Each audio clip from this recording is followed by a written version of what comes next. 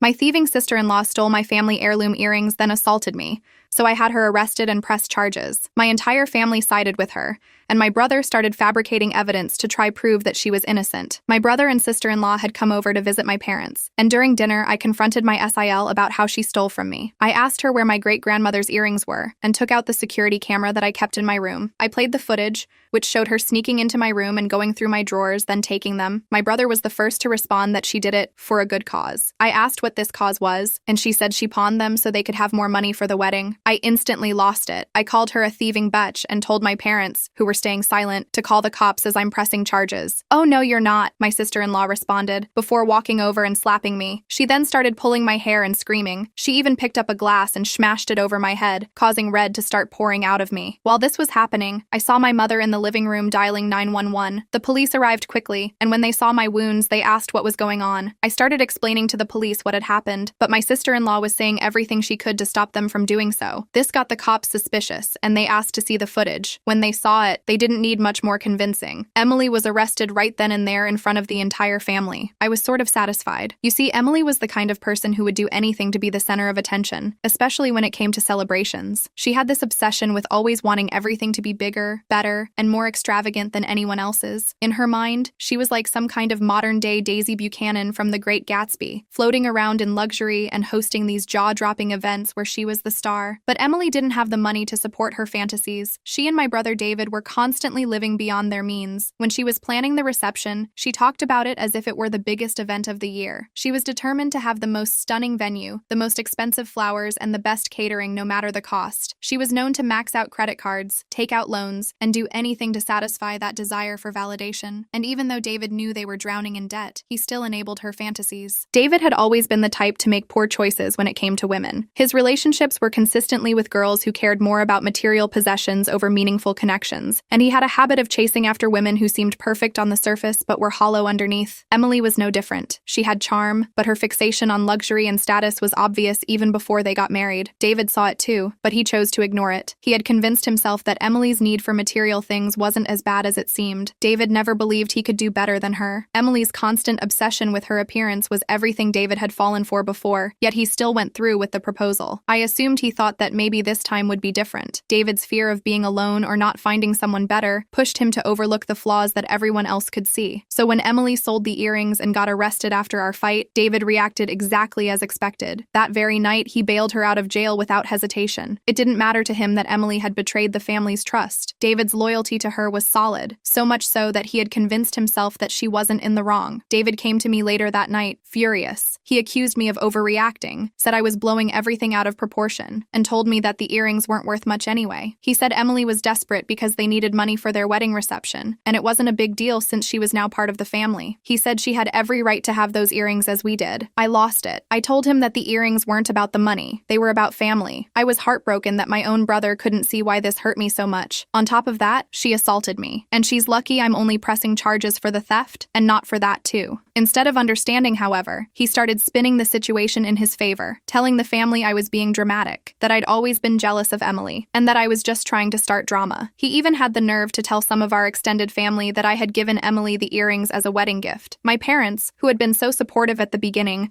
started to question everything. David has always been the golden child since he was the youngest sibling, so it wasn't hard for him to twist their perception of me. He played the loyal husband card, saying he was just standing up for his wife. A few days later, my phone rang, and I saw it was my mom. I almost didn't pick up. I knew exactly what was coming, but I did. I could hear the exhaustion in her voice the second she started talking. First, there was that hesitant small talk, the kind where you can tell they're just trying to find the right moment to bring up the real reason for the call. Finally, she got to it and told me she had talked to David and that he had told her the truth. She said it was really disappointing to hear, and the situation upset all of them. I didn't say anything, just let her talk. I knew David had gotten to her. I could already tell from the tone of her voice that she believed him, or at least enough of his side to think I had some responsibility in all of this. She kept going, saying how the whole situation had gotten out of hand, and then she told me that I should apologize to Emily. She said if we talked things through, it could help heal the family. I couldn't believe what I was hearing. Apologize to Emily for getting slapped and having a glass broken over me after I confronted her for stealing from me, for her selling our family heirloom? My chest tightened as I realized what this was really really about. My mom wasn't thinking about me. She was thinking about how all of this looked. She was more worried about smoothing things over than about what actually happened. I hung up the phone. Soon enough, half the family was taking his side while the other half stood by me. I couldn't believe it. My own family was turning against me, all because of my brother's lies. I was heartbroken. So I decided to press charges against Emily. I wasn't going to let her walk away scot-free. If my brother wanted to protect his wife at all costs, fine. But I wasn't about to let them gaslight me into thinking I was wrong. It was theft, plain and simple. David wasted no time in twisting the situation to protect Emily. The moment I pressed charges, he began telling anyone who would listen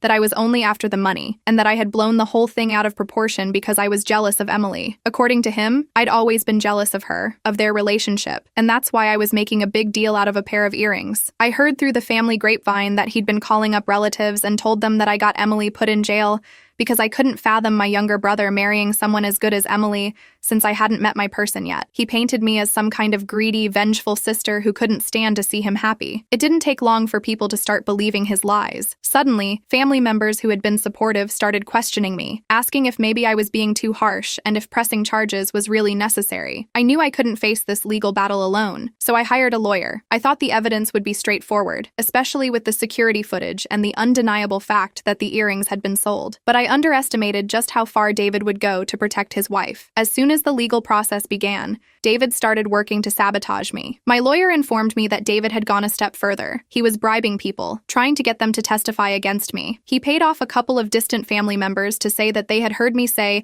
I didn't care about the earrings, and that I had casually handed them over to Emily as a gift for her wedding. It was a complete lie, but the sheer audacity of it left me reeling. He did everything in his power to discredit me. The people he bribed were willing to go on record and speak false testimonies that threatened to weaken my entire case. It didn't take long for my lawyer to pick up on the fact that something wasn't right. The worst came when David submitted supposed evidence to the court and fabricated text messages between me and Emily. My lawyer showed me the screenshots, and I felt my stomach drop. They looked like something I might have actually sent. In the messages, it seemed like I was telling Emily she could borrow the earrings whenever she wanted. One of the texts even went as far as to say, "You can keep them if you like." I had no idea how David had managed to create something like this, but it was clear he was going to stop at nothing to protect Emily. But it didn't stop there. My lawyer managed to track down one of the relatives who came to testify, and they admitted, off the record, that David had pressured them to lie. He'd paid them to say that I didn't care about the earrings, that I had practically handed them over to Emily without a second thought. It wasn't just about winning the legal battle for David. It was about making me out to be the villain. Every new jab David threw reminded me that my brother would rather see me fail than admit that his wife had done something wrong. On the day of the trial, the air felt thick. I entered the courtroom knowing this was the moment when everything would come to light. My lawyer presented our case. He showed the security footage of Emily sneaking into the room, the documents proving the sale of the earrings, and all the evidence of her theft. But then, as the witnesses were called to the stand,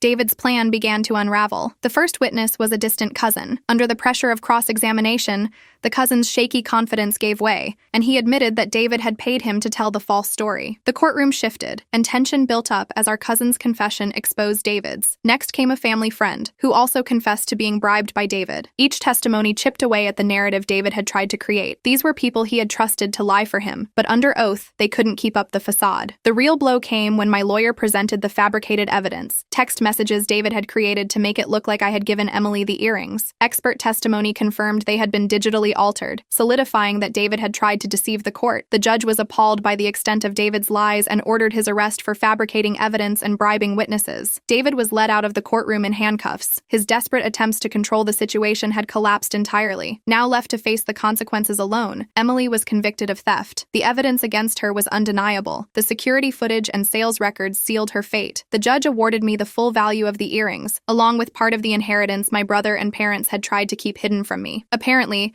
there had been more money left to me by my grandmother, but David and my parents had decided to manage it without telling me. There was a small trust fund meant for me, but instead of being transparent, my family kept it from me. David, being the more responsible one in their eyes, had been managing it, or more accurately, blowing through it. He'd used part of it for his own expenses, and hid the rest, figuring I'd never notice. That was the final blow. My parents, who had taken David and Emily's side, had to face the fact that they had been backing the wrong people. Walking out of that courtroom and seeing my mom's face absolutely wrecked me. For months, she'd been the one trying to keep everything together. When Emily went to jail after the fight, my mom was more worried about saving face than anything else. But seeing her now, after David got arrested for everything he'd done, hit me hard. She looked like she'd been gutted. She'd been holding on to this hope that things could go back to normal. But now, with David being being led away in handcuffs, she was staring down the fact that her son was actually going to prison. I couldn't help but feel bad for her. Once the legal dust settled, the trust was finally transferred over to me. At first, it felt weird, like the money was tainted by everything that had happened. But after all the chaos, I knew I needed to get away. So I used part of that inheritance to get as far away from it all as possible. I booked a vacation to the Cayman Islands. I figured if I was going to use this money for anything, it might as well be to find some peace for myself. The Cayman Islands was as far away from the mess as I could possibly get. I found it ironic that the same inheritance that David tried to keep from me